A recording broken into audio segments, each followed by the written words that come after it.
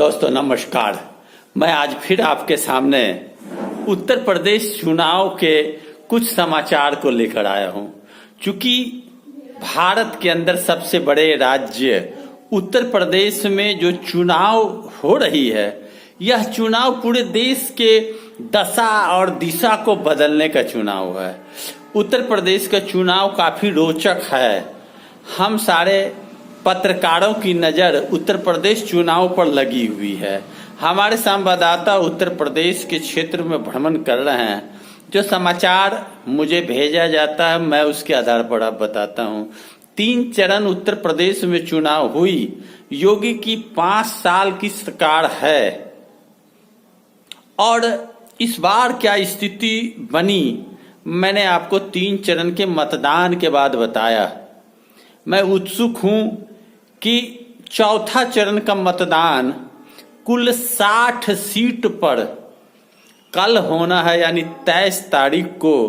उसके बारे में मैं आपको बताऊं।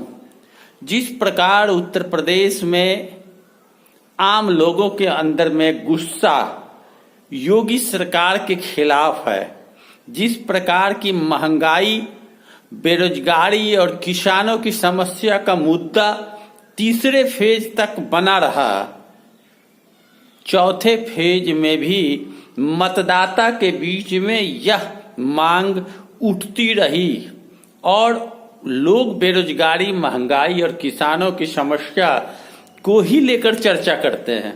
चाय की दुकान हो, पान की दुकान हो, बाजार हो, ग्रामीण इलाके हो या शहरी इलाके हो, नौकरी प्रमुखता से बोली जा रही है कि वैकेंसी नहीं निकाली जा रही है। बेरोजगारी बढ़ रहा है। लंबे समय से विद्यार्थी इंतजार कर रहे हैं। महिलाओं की सुरक्षा तीसरे नंबर पर, लेकिन पहला मुद्दा आता है निकलकर नौजवानों में बेरोजगारी, नौकरी का नहीं होना, खाली पड़े सीट में नौकरी नहीं 5 साल में मिलना, यह मुद्दा निकलकर सामने आया। तो जो चौथे चरण का मतदान होना है, उस मतदान में 60 सीट का मतदान होना है, जिसमें लखनऊ, लखीमपुर खीरी सहित अन्य 9 जिला हैं। जिस लखीमपुर खीरी की बात मैं बता रहा हूं, वहीं के हैं गृह राज्य मंत्री, जो बहुत चर्चा में आए। उनके बेटे ने किसानों को जीप से रौंद दिया था, जिसमें कई किसान की मृत्यु हो गई और चुनाव के वक्त ही लंबे समय में जेल में रहने के बजाय छूटकर आशीष मिश्रा के पुत्र रौंदने वाले छूटकर आ गए। यह भी चर्चा का विषय है। अब लखीमपुर खीरी में भी कल ही चुनाव होना है, लखनऊ में कल ही चुनाव होना है। तो किसानों को रौंदना क्या योगी सरकार को महंगा पड़ेगा? किसानों के आवाज को दबाने के लिए इस तरह का रौंदने का काम करना क्या योगी सरकार को महंगा पड़ेगा? क्या योगी और मोदी का जलवा इस बार उत्तर प्रदेश के मतदाताओं में नहीं चला? जो रिपोर्ट निकलकर आई है उत्तर प्रदेश से कि 60 सीट में सीधी टक्कर समाजवादी पार्टी और भारतीय जनता पार्टी में है। कांग्रेस और बसपा दूर दूर तक नजर नहीं आ रही है और झुकाव लोगों का ज्यादातर समाजवादी पार्टी की ओर है। लोग समाजवादी पार्टी के अखिलेश यादव की चर्चा करते हैं अधिक। योगी सरकार से लोग नाराज हैं, जबकि 17 में जो विधानसभा का चुनाव हुआ और योगी जी चीफ मिनिस्टर बने, तो मैं आपको 60 सीट का आंकड़ा बताता हूं। 60 में 51 सीट भारतीय जनता पार्टी ने जीता और उनके सहयोगी अपना दल ने 1 सीट जीता, यानी 52। 4 सीट पर समाजवादी पार्टी को सफलता मिली। कांग्रेस और बहुजन समाजवादी पार्टी को 2-2 सीट पर सफलता मिली। क्या इस चुनाव में 60 में 52 सीट लाने की हैसियत योगी जी में है? क्या जनता तय कर लिया कि हैसियत बता देना है योगी सरकार को? क्या जनता इतनी नाराज है कि 10 से 15 सीट में भारतीय जनता पार्टी सिमट जाएगी इस 60 के मतदान में? यह आंकड़ा हमारा है, मैं पुष्टि नहीं करता, यह मतदाताओं के रुझान के आधार पर मैं बता रहा हूं। सरकार बननी है नहीं बननी है वह तो 10 मार्च को पता चलेगा, लेकिन जो समाचार आकलन करके सामने आया है कि योगी जी को प्रचंड बहुमत मिली थी, 403 में 325 सीट लेकर आए थे, लेकिन 5 साल के अंदर ही इतने लोग नाराज हो जाएंगे कि योगी सरकार के विरोध में उठ खड़े होंगे मतदाता। एक लहर सी चल गई है, एक हवा सा चल गया।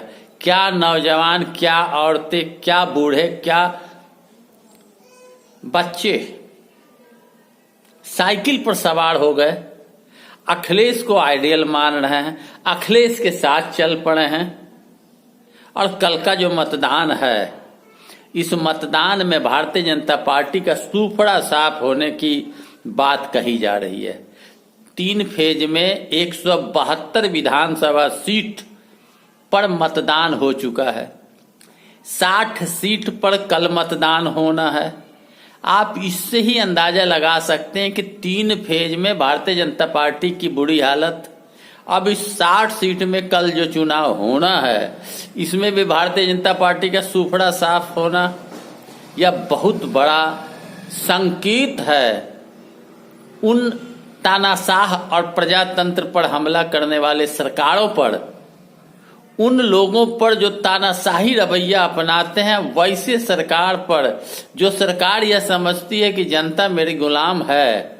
उन लोगों को सीख लेना होगा कि जनता सर्वोपरि है, प्रजातंत्र में प्रजा का अधिकार सबसे अधिक है, जनता के आवाज को कुचला नहीं जा सकता, जनता के हक और हकूक को छीना नहीं जा सकता, जनता के बोली को बंद नहीं किया जा सकता।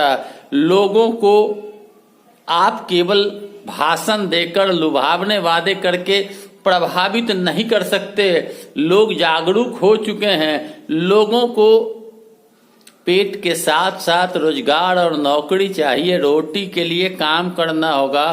काम तब होगी जब आप देंगे। हर व्यक्ति पकौड़ा नहीं बेच सकते। अगर हर व्यक्ति पकौड़ा बेचने वाले लगे तो फिर खाने वाले कहां से आवेंगे।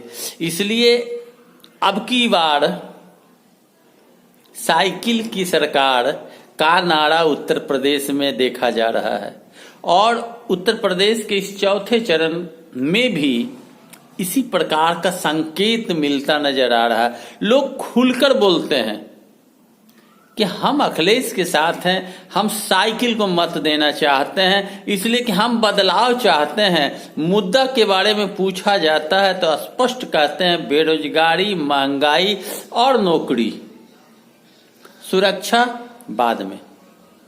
तो आप इससे समझ सकते हैं कि लोग बदलाव के मूड में है। लखनऊ की बात करें तो लखनऊ के मतदाता स्पष्ट कहते हैं कि लखनऊ शहर से बाहर गड्ढानुमा सड़क है, विकास कहाँ हुआ।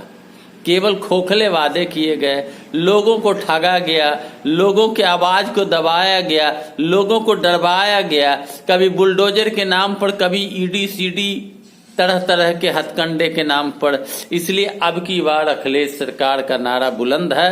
अब कल मतदाता करेंगे, फिर मैं आपको आंकड़ाबद्ध तरीके से बताने का प्रयास करूंगा। लेकिन अब तक के रुझान के मुताबिक कल भी भारतीय जनता पार्टी का चौथे चरण के 60 सीट में भाजपा का सूफड़ा साफ दिख रहा है। 60 में 52 की जगह 10 से 15 में सिमटने वाले हैं। इसका मतलब इस बार उत्तर प्रदेश की सरकार बदल जाएगी, ऐसा जनता का मानना है और ऐसा ही सर्वे रिपोर्ट है। मेरा वीडियो आपको अच्छा लगे और मेरे साथ आप जुड़े रहने चाहते हैं तो आप मेरे चैनल को लाल बटन घंटी दबाकर अवश्य सब्सक्राइब करें और वीडियो को लाइक अवश्य करें, शेयर करें दोस्तों यारों मित्रों में, और कमेंट बॉक्स में आप जाकर लिख सकते हैं। मुझे आप कुछ समाचार भी लिखकर भेज सकते हैं। धन्यवाद।